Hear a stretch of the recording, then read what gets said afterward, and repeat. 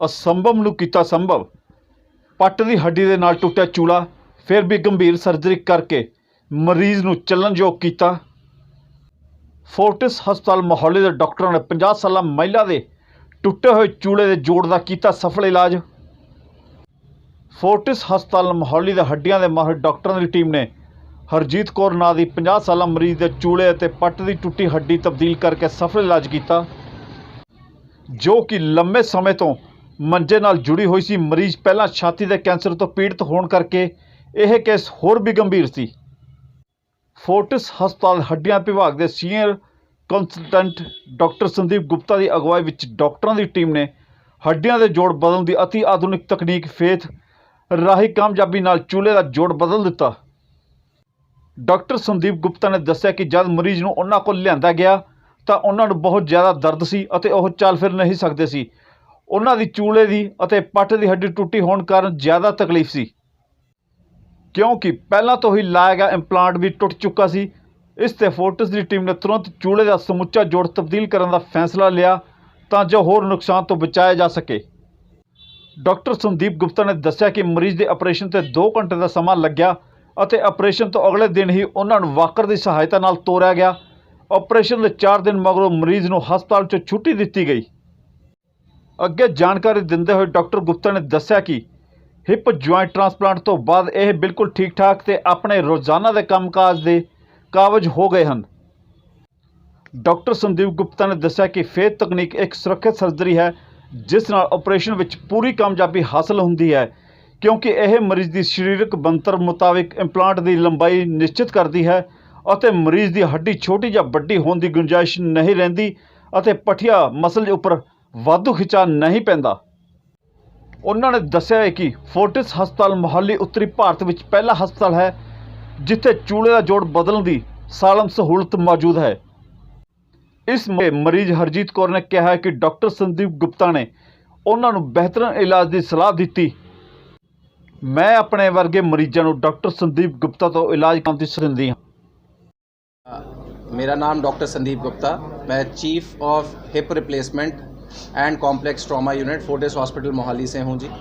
आज हमने ये प्रेस कॉन्फ्रेंस की थी ताकि हम पब्लिक को जागरूक कर पाएँ हिप रिप्लेसमेंट यानी चूल्हा बदली करने के बारे में, और कैसे एक फेथ हिप रिप्लेसमेंट प्रोटोकॉल जो हमने फोर्टिस हॉस्पिटल मोहाली में डेवलप किया है, उससे पहली बार जिसका चूल्हा रिप्लेस हो रहा है या ख़राब होने के बाद पुराना चूल्हा दोबारा से रिप्लेस हो रहा है, उसमें हम कैसे बहुत जल्दी रिहैबिलिटेट करके अच्छा फंक्शनल रिज़ल्ट और लॉन्ग ड्यूरेशन का इम्प्लांट करके पेशेंट को बैक टू नॉर्मल लाइफ ला सकते हैं। इस बारे में हमने आज डिस्कशन किया। ये कितना खर्चा चला है? पहली बार अगर हम चूल्हा बदल रहे हैं किसी भी पेशेंट में तो लगभग 3 लाख का खर्चा आता है।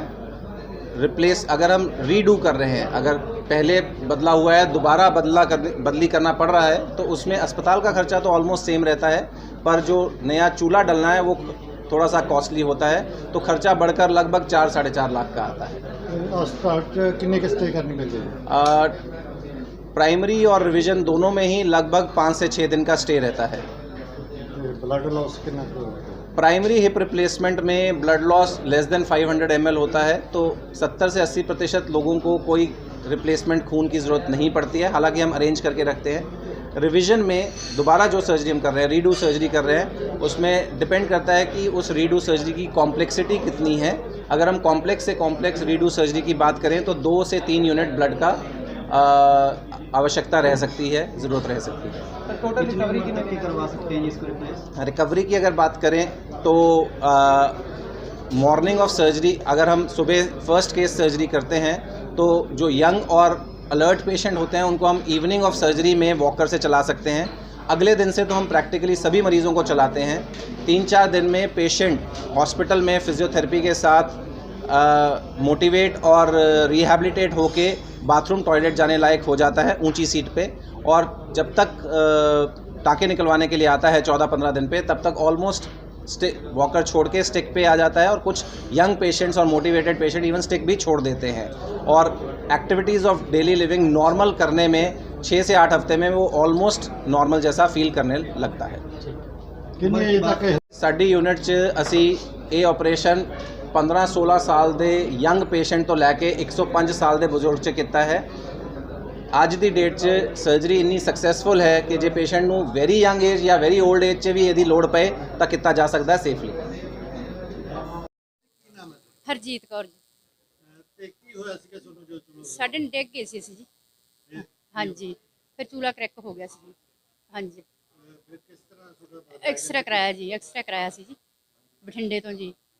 ਤੇ ਪਹਿਲਾਂ ਇੱਥੋਂ ਕਰਵਾਇਆ ਸੀ ਐਕਸਰਾ, ਚੂਲਾ ਪਵਾਇਆ ਸੀ ਜੀ, ਸਹੀ ਨਹੀਂ ਪਵਾਇਆ ਸੀ ਜੀ।